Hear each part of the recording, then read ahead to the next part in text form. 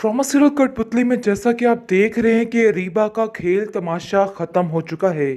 जो कुछ वो करना चाह रही थी सो उसने कर लिया। अब मज़ीद कोई गड़बड़ नहीं कर सकती।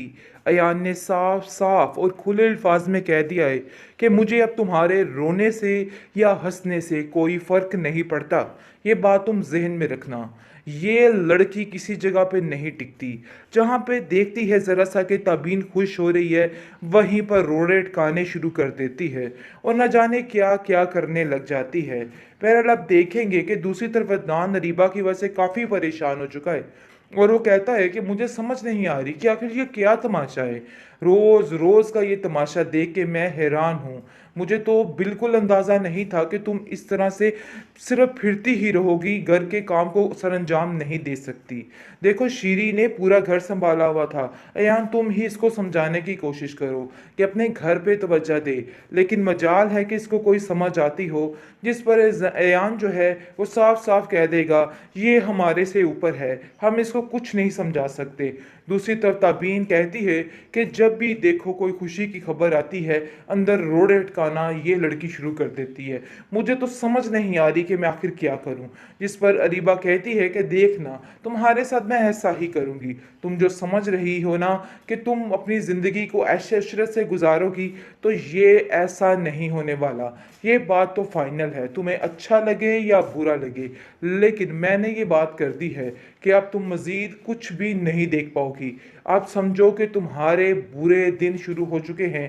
जिस पर अरीबा कहती है कि तुम्हारा दिमाग ख़राब हो चुका है। मेरे बुरे दिन नहीं बल्कि तुम्हारे दिमाग के बुरे दिन शुरू हो चुके हैं। अब देखना तुम्हारा हश्र मैं क्या करवाती।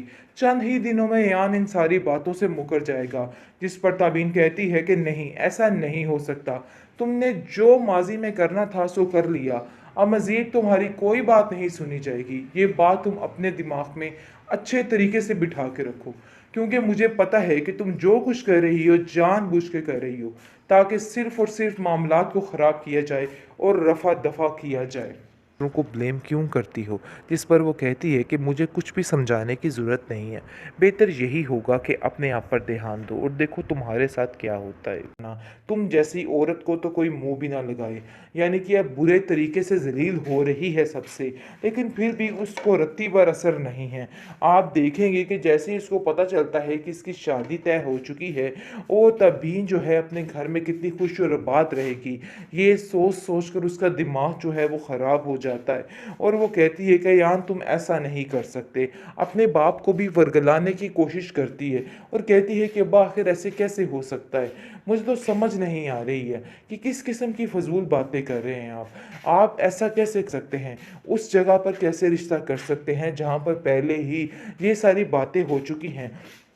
आगे से आप देखेंगे कि उसका बाप कहता है इन सब चीज़ों में ताबीन की मर्ज़ी है, बल्कि ताबीन की क्या मेरी भी मर्ज़ी शामिल है। इसलिए मैं अब किसी से कोई मशवरा नहीं लूँगा, बल्कि मेरा जो दिल चाहेगा मैं वही करूँगा। और मुझे अपनी बेटी को कुछ भी करने के लिए कुछ भी बताने की ज़रूरत नहीं है। ये बात तुम भी अपने दिमाग में अच्छे तरीके से बिठा के रखो। अरीबा बहुत ज़्यादा परेशान हो चुकी है कि आखिर उसके साथ क्या हो गया। यानी कि कोई भी उसके हाथ नहीं आया और ये लड़की बिल्कुल खाली हाथ रह चुकी है, क्योंकि बिल्कुल अकेला रहना ही इसका नसीब था। इसने जो जो कुछ किया है सबके साथ, वो सब कुछ इसके आगे आ चुका है और बुरे तरीके से गिर चुकी है, लेकिन फिर भी बाज नहीं आएगी। अभी भी उसके दिमाग में यही चल रहा है कि आखिर तबीन का घर कैसे बर्बाद किया जाए, कैसे उसकी ज़िंदगी को अजीरन किया जाए। आखिरकार अरीबा अपनी ज़िंदगी की शुरुआत फिर से हारून के साथ करना शुरू कर देती है। दूसरी तरफ अदनान बेचारा अकेला रह जाता है। अदनान का यही इलाज होना चाहिए था। जो उसने शीरी के साथ किया है, इससे 10 हाथ ज़्यादा इसका इलाज पूरा होना चाहिए। आप देखेंगे कि किस तरीके से अदनान बार बार इस बात के लिए परेशान है और कहता है कि आखिर क्या वजह बनी जो ये सारे मामलात हो रहे हैं। मुझे तो तुम्हारी शीरी कुछ समझ नहीं आ रही, या रीबा कुछ समझ नहीं आ रही कि आखिर तुम क्या चाहती हो। आगे से आप देखेंगे कि वो उसको टाल मटोल कर देती है और कहती है कि असल में मुझे अपनी माँ के घर जाना होता है, उधर मुझे काफ़ी ज़्यादा काम होते हैं। मेरी माँ वैसे भी अकेली होती है।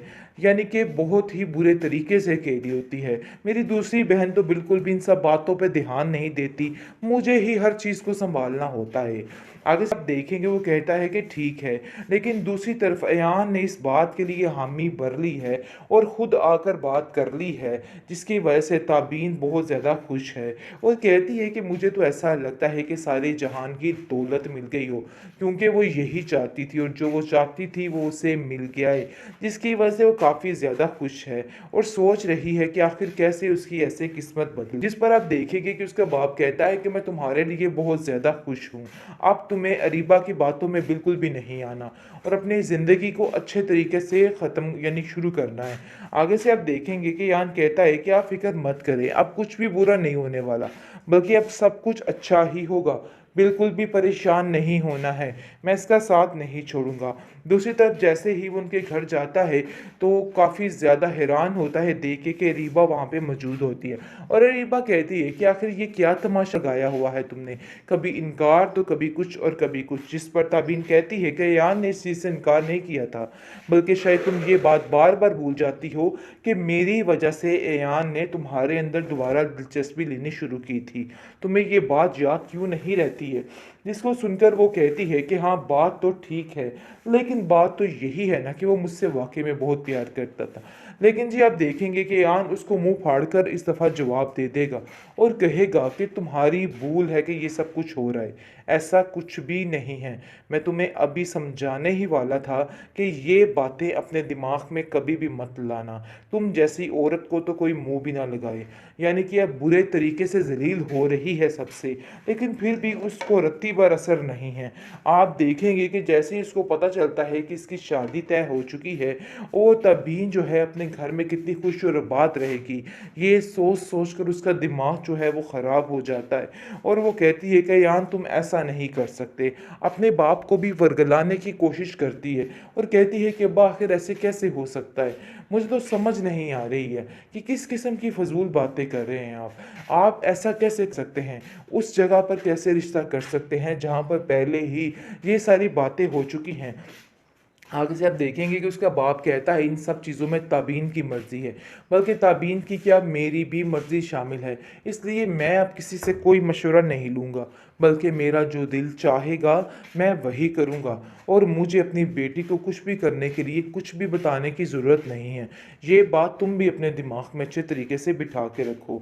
अरीबा बहुत ज़्यादा परेशान हो चुकी है कि आखिर उसके साथ क्या हो गया, यानी कि कोई भी उसके हाथ नहीं आया और ये लड़की बिल्कुल खाली हाथ रह चुकी है, क्योंकि बिल्कुल अकेला रहना ही इसका नसीब था। इसने जो-जो कुछ किया है सबके साथ, वो सब कुछ इसके आगे आ चुका है और बुरे तरीके से गिर चुकी है, लेकिन फिर भी बाज़ नहीं आएगी। अभी भी उसके दिमाग में यही चल रहा है कि आखिर तबीन का घर कैसे बर्बाद किया जाए, कैसे उसकी ज़िंदगी को अजीरन किया जाए।